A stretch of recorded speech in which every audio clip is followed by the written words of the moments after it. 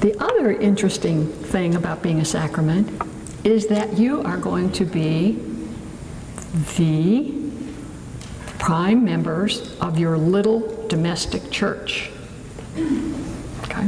When you go into your home, you are the primary members of your little domestic church, and you will have total charge how that church organizes and operates. God does not want us to put our little domestic church under the proverbial bushel basket.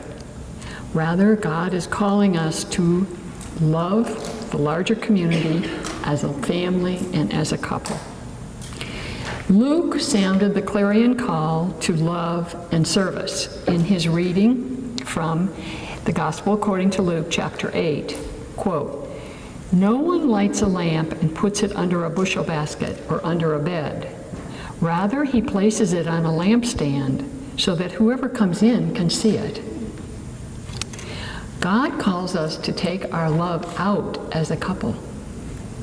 Indeed, a married couple, Priscilla and Aquila, helped Paul found the church in Corinth and Ephesus. They also risked their lives with Paul. Here's a reading from Acts of the Apostles. Quote, "Paul left Athens and went to Corinth.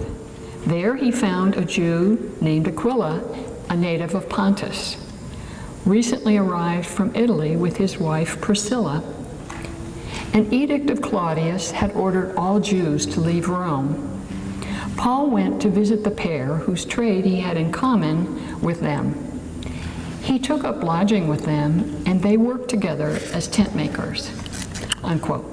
Paul had arrived in Corinth from Athens, where he had had little success in his mission. Probably lonely and depressed, he met Aquila and Priscilla, who offered him hospitality and a job in their tent-making business. Paul remained 18 months in Corinth working with them.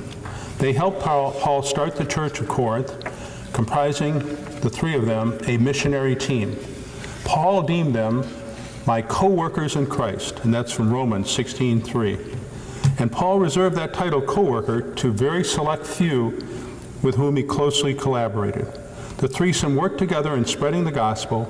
Then, when Paul left Corinth and moved to Ephesus, Aquila and Priscilla accompanied him, helping found the church of Ephesus. It was likely there that they risked their lives, and this is according to Paul in Romans 16:4. So they risked their lives for him. Let us share with you how we have tried to be an apostolic couple and to take our love out. Before our marriage encounter weekend, I was a married single. I served on the parish council. She was the only woman on the parish council. I was helped to spearhead the initiative. Yay, women. Helped to spearhead the initiative to build a new school and also to renovate the church. I also helped relocate Vietnamese families, refugees in the United States, and I had an effort to renovate the church nursery. She was also a heavy duty a counselor with people because she was a great listener. And as I said, I was pretty busy. I was in the choir, St. Vincent de Paul, trying to help the needy. But after our marriage encounter weekend, we realized we had to find something we could do as a couple that actually, doing all these things were great, but they were pulling us even further apart. So we found a guy named Joe. He had cerebral palsy. He was in a facility. He couldn't drive. He loved to eat. Cool guy. And we would take him to church, and he became an integral part of our family. In fact, I think of Joe a lot. We also opened our house to folks to stay with us who had different needs at different times. We served as Eucharistic ministers together and helped with the fundraising for the new school. We decided to teach CCD together as a couple. I was the cradle Catholic, and I took the lead in teaching the lesson. Charlie became sort of the enforcer, keeping the third graders in line. I had those third graders. He was tough. He maintained discipline and kept things light and lively.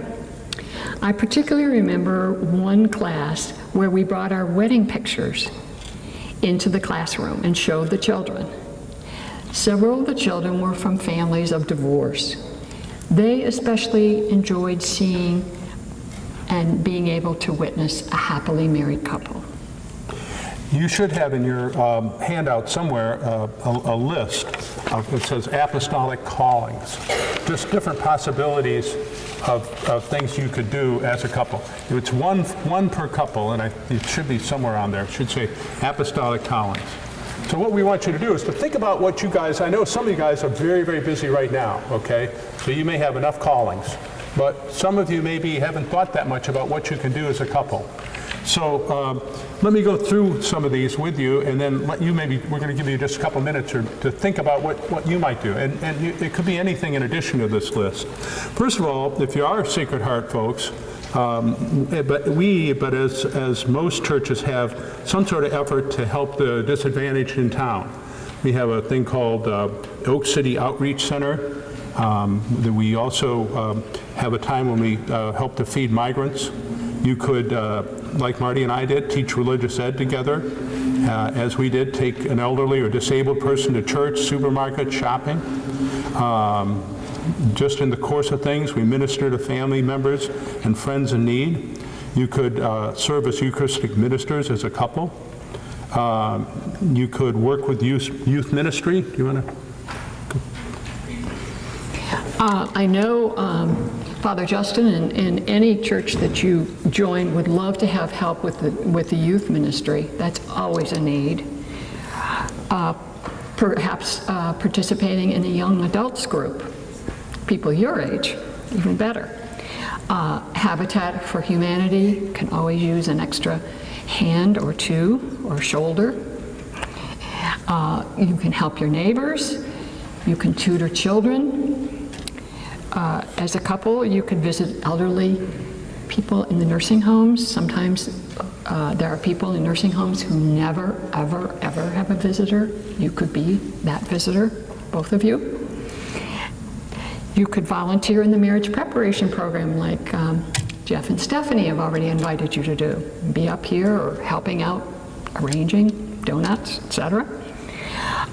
Disadvantaged children, prison ministry, hosting of foreign visitors or exchange students, working with environmental groups, civic problems, campaigns. The list could go on and on.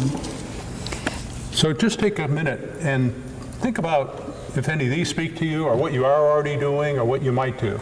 Again, it's you as a couple, seeing the couple as opposed to the individual, that can make people feel so warm inside. So anything on this list, or anything you might think of that you might commit yourself to?